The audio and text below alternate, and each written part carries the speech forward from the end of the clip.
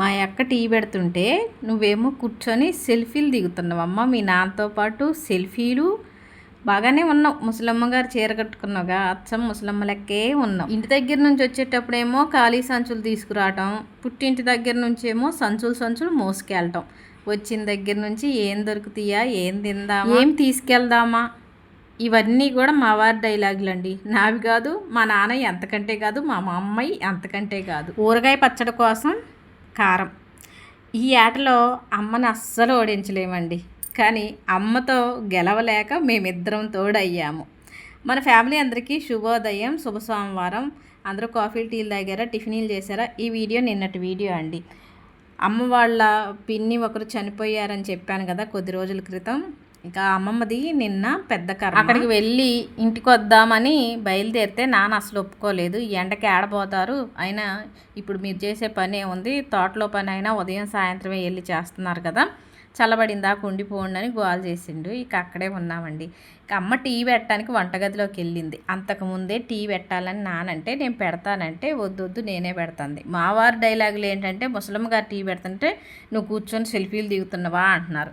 మా అమ్మ ఏమంటుందంటే, మీ ఇంటికి వచ్చినప్పుడు నువ్వే చేస్తావు, మా ఇంటికి వచ్చినప్పుడు నువ్వే చేస్తావా, నువ్వు కూర్చో ఆడ కదలకుండా నేను టీ పెట్టుకొస్తానని పెట్టుకొచ్చింది అనమాట. ఇక అక్కడ కర్మ దగ్గరికి వెళ్ళి వచ్చిన తర్వాత స్నానం చేసి, ఇక్కడ చీరలు ఏం లేవండి నాయి, అందుకని అమ్మ చీర కట్టుకో. ఎండాకాలం వస్తే కాటన్ చీరలు కట్టుకోవాలని నాకు అనిపిస్తుంది, కాకపోతే అవి కట్టుకుంటే ఏందో చుట్టుకున్నట్టే ఉంటుంది. మామూలు చీరలు కట్టుకుంటేనే చుట్టుకున్నట్టు ఉంటుంది. నేను ఇక ఈ చీరలు అంటే అసలే రాదని తెచ్చుకోవడం లేదు, కానీ నేను ఇప్పుడు కట్టుకున్న చీర అయితే భలే మెత్తగా ఉంది. ఎండాకాలంలో ఇలాంటి చీరలు అయితే హాయిగా అనిపిస్తుంది. టీ తాగిన తర్వాత నానబడినిచ్చే కూరగాయల మొక్కల్లోకి, పండ్ల మొక్కల్లోకి వెళ్ళానండి. ఇక్కడికి వెళ్తే చక్కగా చల్లగా అనిపిస్తుందండి. ఇక ఫ్యాను, కూలరు, ఏసీలు ఏం అవసరం లేదు. ఆ మొక్కల్లోకి వెళ్తే భలే చల్లగా అనిపిస్తుంది. ఇంతకుముందు ఒక వీడియోలో మిరపకాయలు తొడాలు తీస్తున్నాము ఊరగాయ పచ్చడి కోసం అని చెప్పాను కదా, ఆ కాయలన్నీ కూడా మిరపకాయలు ఇక్కడికే పంపించానండి.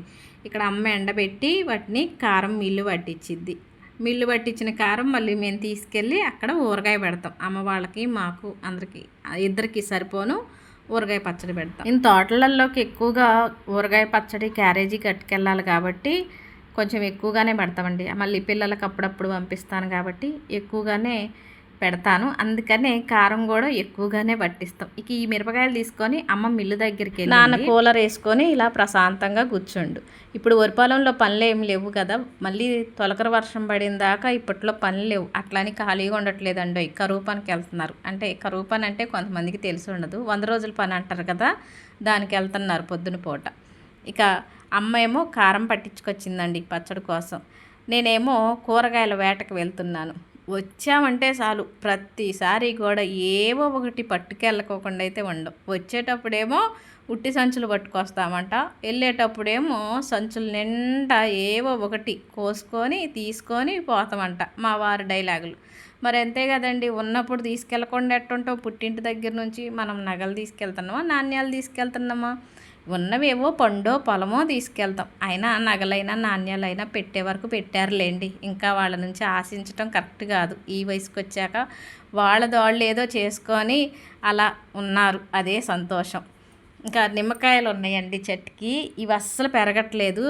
ఆఖరికి నిమ్మకాయలకు కూడా తెగులు వచ్చేసింది చూడండి. నేను ఎప్పుడు చెప్తుంటాను కదా, మిరప తోటలకి, వరి పొలాలకి, మామిడి తోటలకి మంగులాగా మనకు అప్పట్లో కరోనా ఎట్లా వచ్చిందో, కరోనా వచ్చిన టైంలోనే ఈ నల్లి అన్నది వచ్చిందండి. తామర అంటారు, నల్లి అంటారు, ముడత రోగం అంటారు, అట్లా ప్రతి పంటకి ఇదేనండి. ఎక్కడ చూసినా ఆఖరికి పూల మొక్కలకు కూడా కనపడుతుంది ఈ మొంగ అన్నది.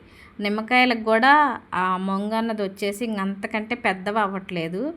కొన్ని కాయలు కోసుకున్నామండి. ఎండాకాలం కదా, కొంచెం నిమ్మరసం తాగొచ్చు, ఉదయాన్నే గోరువెచ్చని నీళ్ళలో నిమ్మకాయ పిండుకొని తాగొచ్చు అని కొన్ని కాయలు కోసుకొని తీసుకెళ్తున్నాం. మరి ఎన్ని కోసుకెళ్ళినా ఫ్రిడ్జ్లో పెట్టినా కానీ కొద్ది రోజులకి అవి పాడైపోతున్నాయి, అందుకని కొద్దిగా కోసుకున్నాం. కొంచెం ఇటువైపుగా వస్తే ఒక జామ చెట్టు ఉందండి. ఒక జామ చెట్టు కాదు, అటు ఇటుగా 3 జామ చెట్లు 4 జామ చెట్లు ఉన్నాయి. ప్రతి చెట్టుకి ఇప్పుడే స్టార్ట్ అవుతున్నాయి, కానీ ఇక్కడ ఈ చెట్టుకి మాత్రం దోరకాయలు ఉన్నాయి.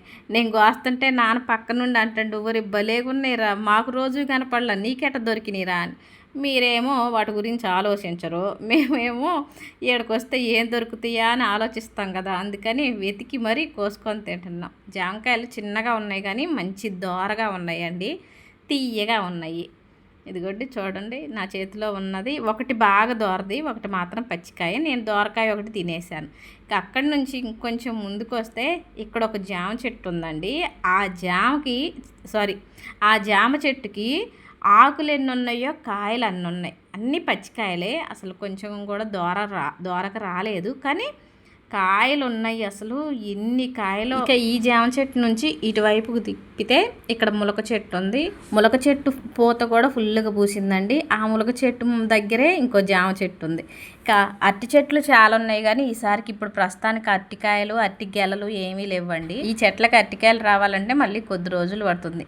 తోటకూర చాలా బాగుంది, పచ్చగాను లేతగా భలే ఉంది. తోటకూర కోసుకెళ్దామని నేను కొయ్యటం స్టార్ట్ చేసా. అంటే నేనేమో చేతితో తోటకూరనికి వెళ్తున్నా, నానేమో కొడవలు తెచ్చి కోస్తుండు. కొడవలతో అలా కొయ్యటం వల్ల మళ్ళీ ఆ చెట్టు నుంచి మంచిగా ఇగురు వస్తుందట. ఇగురు వచ్చింది మళ్ళీ కూర వండుకొని తినొచ్చు అని నాన్న కొడవలతో కోసాడు.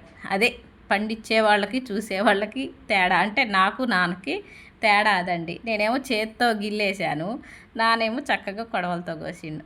ఇంకా బొబ్బాయి కాయలు ఉన్నాయి, అవి కోస్తున్నారండి.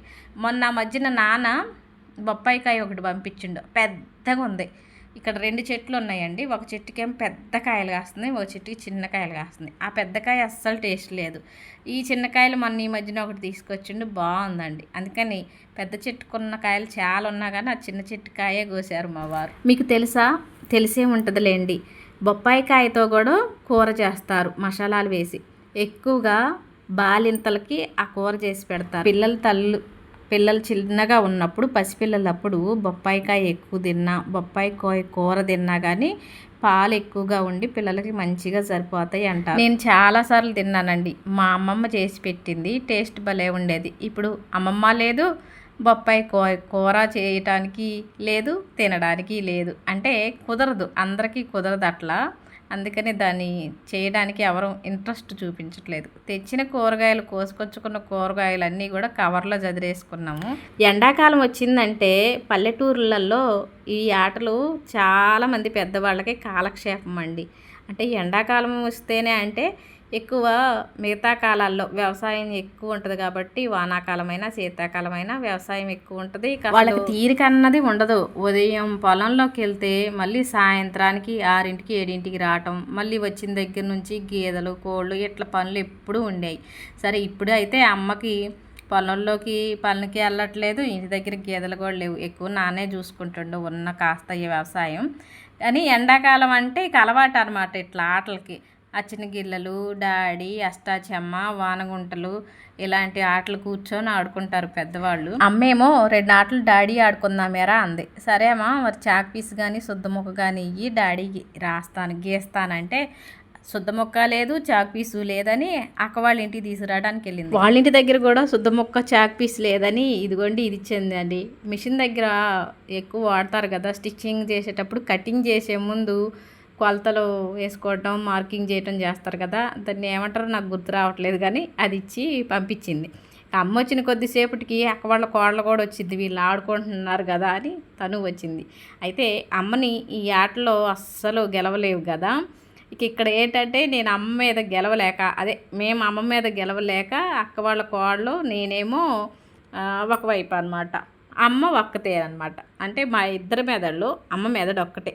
ఒక్క మెదడైతే అమ్మతో అసలు గెలవలేము. ఇప్పుడు ఇద్దరు అయ్యాం కాబట్టి ఒకసారి గెలిచామండి. ఇక చాలేమా అంటే లేదు నేను ఓడిపోయా, నేను మళ్ళీ ఆడాలా అని మళ్ళీ మొదలెట్టింది. అట్లా ఒకసారి కాదు, 2 సార్లు కాదు, 3 సార్లు ఆడాము. చాలా టైం అక్కడే అయిపోయింది. 3 సార్లు మేమే గెలిచామండి. ఇక ఎంతకు అమ్మ ఎప్పటికైనా నేను ఒక్కటైనా గెలవాలని మళ్ళీ ఆడాలంటుంది. మా వారు చూసి ఓ అక్కో ఇక ఇట్లా ఆడుకుంటా పోతే ఏడే చీకట పడిద్ది, మేము ఇంటికి పోయేది ఎప్పుడు. అసలే పాపం లియోగా ఇంటి దగ్గర వదిలేసి వచ్చాము, ఇప్పటికే వాడు ఏడుతా ఇక చాలే ఆట, ఇక ఇంటికి పోతామని వారు అనబట్టి అప్పుడు ఆపేసామండి ఆట. పుట్టింటికి వచ్చేటప్పుడు మాత్రం మంచి హుషారుగా వస్తాం, వెళ్ళేటప్పుడు మాత్రం వెళ్ళాలా, ఇంకో కొద్దిసేపు ఉంటే పోద్దిగా, ఇంకో రోజు ఉంటే పోద్దిగా అనిపిస్తుంది. కానీ ఉండలేండి, వెళ్ళటం అయితే ఎక్కువ వెళ్తానే ఉంటాం. 10 రోజులకో 20 రోజులకో అట్లా వెళ్తూనే ఉంటాం. ఉండటం మాత్రం ఉండం. ఉదయం వెళ్ళామా సాయంత్రానికి వచ్చామా అంతే. అంతే. ఇక కారం పట్టించుకొచ్చింది కదా అమ్మ. ఆ కారం డబ్బానేమో మూత లేచిపోద్దని నాన్న ఒక తాడు గట్టిగా కట్టిండి. ఇక ఆ మూత లేచింది అనుకోండి మా మొహాలమే పడతాయి కారం. అందుకే నాన్న ముందు జాగ్రత్త కోసం ఆ మూత పైన ఆ కాడకి కలిపి ఒక తాడు గట్టిగా కట్టేసిండు. ఇక ఈ కూరగాయలేమి సంచిలో పెట్టేసుకున్నాను. ఇక అమ్మ నాన్నకి బాయ్ చెప్పేసి గుట్టపాడు నుంచి వచ్చి బంజరు వచ్చిన తర్వాత తోటలకి డ్రిప్ పైపులకి ఏదో సంబంధించింది కావాలని ఒక షాప్ దగ్గర ఆగారండి.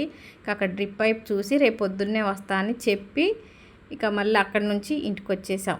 ఇదండి నిన్న అమ్మవాళ్ళ ఇంటి దగ్గర వీడియో నచ్చినట్టయితే లైక్ కొట్టి కొత్తగా చూసేవాళ్ళు అయితే సబ్స్క్రైబ్ చేసుకుంటారు కదా.